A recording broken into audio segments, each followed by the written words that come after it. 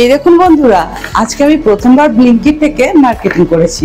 এখানে কি কি এনেছি সেটা আপনাদেরকে পরে বলছি। নমস্কার, আমি জয়া, আপনারা দেখছেন জয়ফুল জয়াস ব্লগ। সামনেই তো রথ, আপনারা সবাই জানেন, তাই আমার মনে হলো জগন্নাথ দেবের জন্য 56 ভোগের মধ্যে একটা ভোগ রান্না করি আজকে, এবং কি কি তার এনেছি সেটা দেখাচ্ছি আপনাদেরকে। এই দেখুন, অর্গ্যানিক আমি পাউডার নিয়ে এসেছি, এটা গুড়ের। এই গুড়টা কিন্তু খুব ভালো। আর এই যে দেখুন, সুজি লাগবে, সেই জন্য এটা নিয়ে এসেছি, গণেশের সুজি। আর এটা ভাজার জন্য আমুলের পিওর ঘিটা নিয়ে এসেছি। আর এনেছি এখানে ফরচুনের চিনি। এখানে আমি যেটা বানাবো তার জন্য কিছু কিছু জিনিস এখানে রেডি করে নিয়েছি।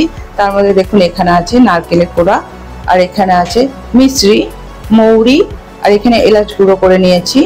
আর এখানে সুজি, চিনি, গুড়, ঘি, এগুলো সবই লাগবে যে রেসিপিটা বানাবো তার জন্য। চলুন এখন রেসিপিটা বানিয়ে নেওয়া যাক।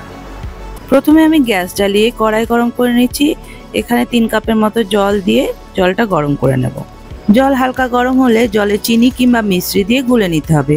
আমি মিশ্রি দিলাম, আপনারা চিনিও দিতে পারেন। স্প্যাচুলা দিয়ে নাড়াচাড়া করে জলে মিশ্রিগুলো মিশিয়ে নেব।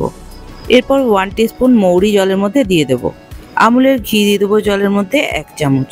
আপনাদের সুজির পরিমাণ অনুসারে ঘিটা দিয়ে নেবেন। স্প্যাচুলা দিয়ে নাড়াচাড়া করে ভালো করে ঘিটাও জলের মধ্যে গুলে নেব। একটা ঢাকনা দিয়ে দেবো। ঢাকা খুলে ফুটন্ত জলের মধ্যে মেজারিং কাপের 1 কাপ সুজি দিয়ে দেবো। সুজির পরিমাণটাও আপনাদের প্রয়োজন মতোই দিয়ে নেবেন। এই সময় একটা স্প্যাচুলা দিয়ে সমানে নাড়াচাড়া করে যেতে হবে, যাতে সুজির মধ্যে কোনো রকমের লাম্পস বা দানা না বেঁধে যায়। গ্যাসের ফ্লেম লোতে রেখেই এটা করতে হবে। যতক্ষণ পর্যন্ত না সুজিতে সম্পূর্ণ জল টেনে নিচ্ছে এবং একটা টাইট ডোতে পরিণত হচ্ছে, ততক্ষণ কনস্ট্যান্টলি নেড়ে চেড়ে যেতে হবে। এইভাবে আমার এই সুজির ডোটা সম্পূর্ণ রেডি হয়ে গেছে। আপনাদেরকে সামনে থেকে দেখিয়ে দিচ্ছি। ডোটা দেখুন এই রকম হবে ঠিক।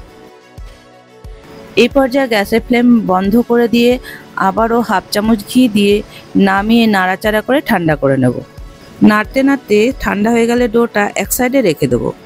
এখন একটা নারকেলের পুর বানিয়ে নিতে হবে। তার জন্য গ্যাস জ্বালিয়ে কড়াই গরম করে নিয়ে সামান্য একটু জল দিয়ে দেব। জল ফুটে গেলে মেজারিং কাপের 1 কাপ অর্গানিক গুড়ের গুঁড়ো দিয়ে দেব। স্প্যাচুলা দিয়ে নাড়াচাড়া করে গুড়টা জলের মধ্যে গুলে দেব। গুড়ের পরিমাণটাও আপনাদের নারকেলের পুরের পরিমাণ অনুসারেই দিতে হবে। গুড় ফুটে উঠলে পুরের মধ্যে খুব সুন্দর একটা গন্ধ আনার জন্য এলাচের গুঁড়ো দিয়ে দেবো 1/2 টিস্পুন। নাড়াচাড়া করে গুড়ের সঙ্গে এলাচের গুঁড়োটা মিশিয়ে দেব। গুড় ভালো করে পাক হয়ে যাওয়ার পর 1 কাপ নারকেলের কোড়া দিয়ে দেবো।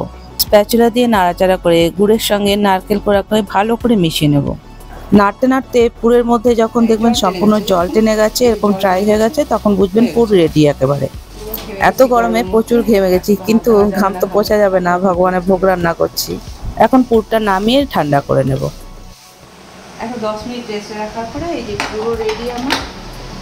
এই দেখুন চলে এসেছে, এটা দিয়ে এটাকে এখন হাতে সামান্য ঘি মাখিয়ে নিয়ে ডোটাকে আবার একটু মেখে নেব।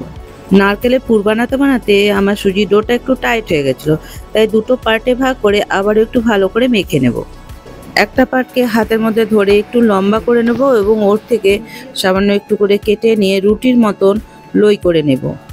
এবার লইটাকে হাতে করে একটু গোল করে নিয়ে চ্যাপটা করে নেব।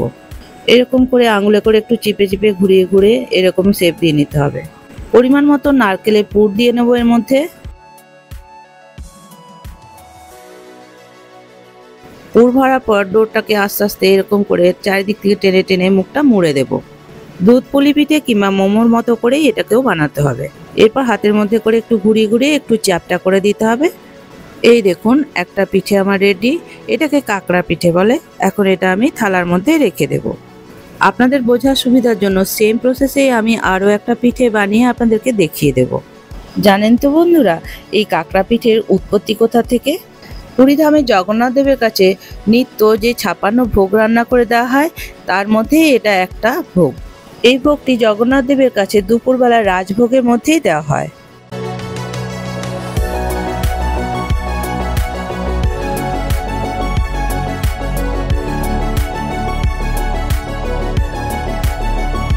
এই রকম করে বাকি সব পিঠেগুলো রেডি করে নিয়ে এখন ভাজবার জন্য একটা প্যানের মধ্যে ঘি গরম করে নেব।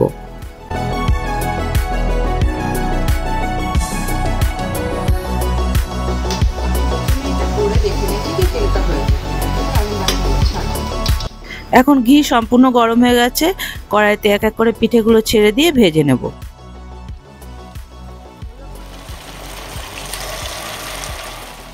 পিঠেগুলো ছাড়ার পর হাই ফ্লেমে রেখে মিনিট 5 ভেজে নেব।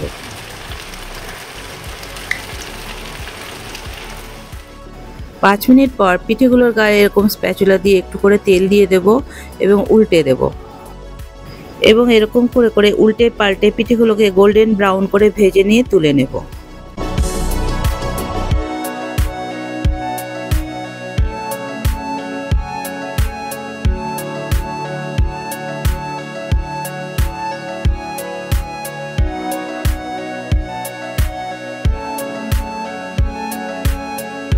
এই দেখুন এই পিঠেগুলো আমার সম্পূর্ণ রেডি হয়ে গেছে। একটা থালার মধ্যে তুলে নেব এবং একই প্রসেসে বাকি পিঠেগুলোকেও ভেজে থালার মধ্যে তুলে সাজিয়ে সার্ভ করে নেব। এই পিঠেটা জগন্নাথ দেবের 56 ভোগের মধ্যে একটা ভোগ, তাই বুঝতেই পাচ্ছেন বন্ধুরা এটা জগন্নাথ দেবের খুবই প্রিয়। তাই আপনাদেরকেও বলছি, পারলে আপনারা জগন্নাথ দেবের রথযাত্রার দিন অবশ্যই বানিয়ে জগন্নাথ দেবকে ভোগ লাগাবেন। জগন্নাথ দেবের এই কাঁকড়া পিঠে ভোগ আমাদের কাছে তো খুবই ভালো লাগলো। আপনাদের যদি ভালো লেগে থাকে তাহলে কমেন্ট করে অবশ্যই জানাবেন।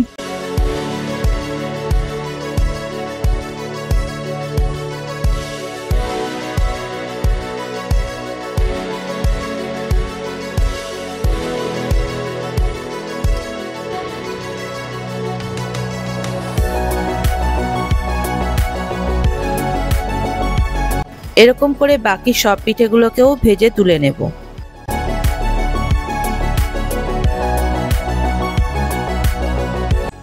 এই দেখুন থালার মধ্যে জগন্নাথ দেবের ভোগ রেডি করে নিয়েছি, তুলসী মহারানীকেও দিয়ে দিলাম। জগন্নাথ দেবের ভোগ এখন আমার সম্পূর্ণ রেডি হয়ে গেছে। জয় জগন্নাথ।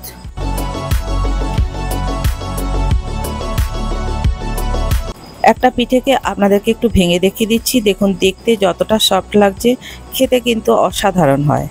আর রেসিপিটা যদি আপনাদের কাছে খুবই ভালো লেগে থাকে তাহলে প্রচুর পরিমাণে লাইক, শেয়ার, সাবস্ক্রাইব করে আমার পাশে অবশ্যই থাকবেন।